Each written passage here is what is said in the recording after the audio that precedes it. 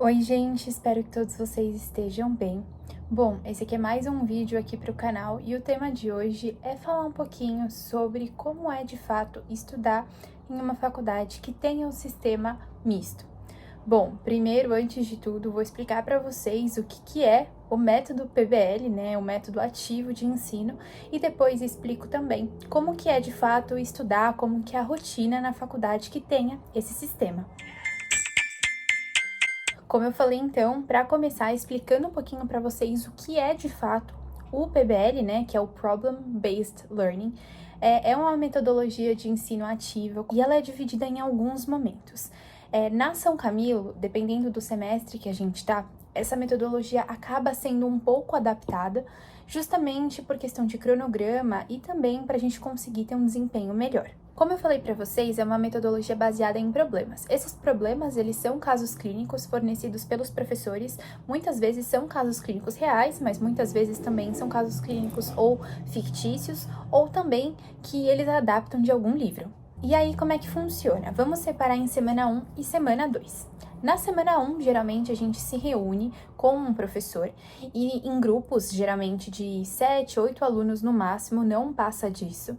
Já explico para vocês como é a forma adaptada que eu falei que em alguns semestres pode acontecer. Mas bom, a gente se reúne nesses grupos e aí o professor entrega pra gente esse caso clínico, esse problema numa folha ou às vezes envia pra gente mesmo. E aí a gente faz uma leitura rápida junto com o professor e a gente vai dividindo depois a nossa organização em algumas outras etapas. Então, geralmente, nos primeiros semestres, a gente foca mais em, de fato, seguir como é o PBL e depois a gente vai adaptando conforme os semestres vão passando. Então, no começo, a gente tem a primeira parte que é analisar de fato se a gente tem algum termo que a gente não conhece em relação àquele caso clínico, se a gente tem alguma dúvida, e a gente vai anotando esses termos numa lousa ou num papel para depois fornecer para o restante do grupo. Depois disso, a gente faz uma nova leitura e aí a gente vai grifando quais são as características do caso e também quais são os problemas do caso, ou seja, muitas coisas são só descritivas e outras, de fato, a gente tem que levar em consideração como uma situação, um problema, que é o que a gente vai ter que resolver. Feito isso, depois a gente vai para as nossas hipóteses diagnósticas, ou seja, a gente pensa de fato o que é aquela situação, se a gente tem alguma ideia em relação ao que é, e aí depois disso a gente formula os nossos objetivos. Esses objetivos são alguns pontos importantes a serem discutidos em relação àquele caso, que ficam para a gente de lição de casa, para que a gente possa pesquisar, quando a gente sair da faculdade, pesquisar de fato em casa, e aí levar na semana seguinte para a discussão. Bom, essa semana seguinte, como eu falei para vocês, todos os alunos já vão com o tema estudado, pesquisado, ou seja, os objetivos todos têm que ser cumpridos, e aí a gente vai para uma discussão. Nesse segundo momento, então, que é essa discussão, a gente abre novamente a sessão lendo o caso, e aí a gente vai objetivo por objetivo respondendo, e aí se falta alguma informação, ou enfim, se acha que a gente precisa complementar alguma coisa, a gente vai conversando e vai adicionando o que precisa. É importante falar também que o professor ele fica mais como um tutor e mais como uma pessoa que pontua os temas mais importantes, porque não é ele que dá aula, e sim nós, alunos, que fazemos basicamente tudo, desde a pesquisa, desde os objetivos, desde as hipóteses até a discussão. A questão é que o professor está junto com a gente para ver se a gente está indo no caminho certo ou não. Muitas vezes a gente acaba viajando um pouco ou indo para um outro caminho e ele fala, olha pessoal, precisa prestar mais atenção nesse ponto, ou não, esse ponto eu acho que vocês não precisam saber agora. Então ele consegue medir um pouquinho até onde a gente precisa estudar para essa discussão. O que é interessante, além de tudo, é que no primeiro semestre da faculdade, realmente o primeiro PBL é PBL do PBL, ou seja, a gente aprende e entende como é o PBL fazendo um PBL sobre a metodologia ativa. Então a gente pesquisa desde a parte da história, como funciona e tudo mais, porque são coisas muito diferentes daquilo que a gente imagina em relação à metodologia tradicional. Uma coisa que eu esqueci de falar para vocês, mas é importante também, é que em todas essas discussões a gente sempre tem 2 cargos importantes, vamos dizer assim, né? E tirando os demais alunos. Então sempre tem um secretário e tem um coordenador.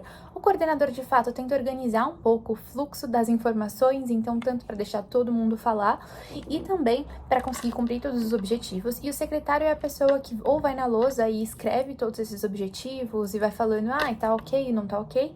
Ou também escreve no próprio caderno, escreve no próprio fichário, computador, enfim, tudo, e depois passa para o restante do grupo. Um outro ponto interessante para falar é que geralmente, eu não sei como é em todas as faculdades, mas na São Camilo, quando a gente tem esses PBLs da forma original, vamos dizer assim, o tutor é fixo, ou seja, independente do tema, você vai começar e terminar o semestre com o mesmo tutor para a mesma matéria.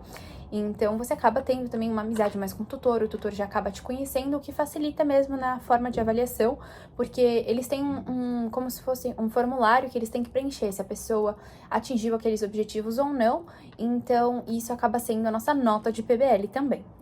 E como eu falei para vocês, eu falei que também tem a forma adaptada do PBL, que acaba acontecendo muitas vezes na minha faculdade, justamente pelo semestre que a gente tá. Então, isso aconteceu no 5º semestre e no 8º semestre, que são formas um pouco diferentes do PBL. Eu falo diferente porque ele é um pouco mais objetivo, justamente pelo tempo que a gente tem e pela quantidade de conteúdos. Então, a gente não tem, vamos dizer assim, abertura e fechamento do caso, como eu falei pra vocês, semana 1 e semana 2, a gente faz tudo numa semana só. Então, como é tudo mais dinâmico, mais rápido, a gente precisa ler o caso, já formular a hipótese e já discutir, a gente acaba já sabendo previamente o tema geral. Então, por exemplo, infarto agudo do miocárdio. A gente não sabe que vai ser infarto, mas a gente sabe que vai ser síndromes coronarianas agudas. Então, a gente sabe o tema geral, estuda tudo sobre esse tema geral, e aí quando chega no PBL, a gente vai discutir os casos específicos de acordo com os casos clínicos que os professores vão passar pra gente. Mas isso, novamente, é uma forma adaptada que é feita, né, em alguns semestres, justamente pelo tempo que a gente tem. E realmente, assim, eu particularmente gosto dessa forma adaptada porque você já vai com um preparo um pouco maior. Mas quando você tem o PBL da forma tradicional, você acaba tendo que expandir ainda mais os seus pensamentos para conseguir tentar chegar em alguma correlação com tudo que tá no caso. Outra coisa que eu percebo nessa forma adaptada também é que cada professor específico da sua área acaba dando o tema específico da sua área. Isso, por um lado, é muito positivo, porque a gente acaba tendo de uma forma ainda mais profunda em relação a esse assunto, mas também acaba sendo algumas vezes negativo porque o professor não sabe te avaliar muito bem, porque às vezes não te conhece, às vezes não lembra o nome e tudo mais. Então isso acaba também sendo um ponto que às vezes é bom, às vezes é ruim. Dito isso para vocês, vou contar um pouquinho da minha experiência em relação a ter a faculdade desse método misto.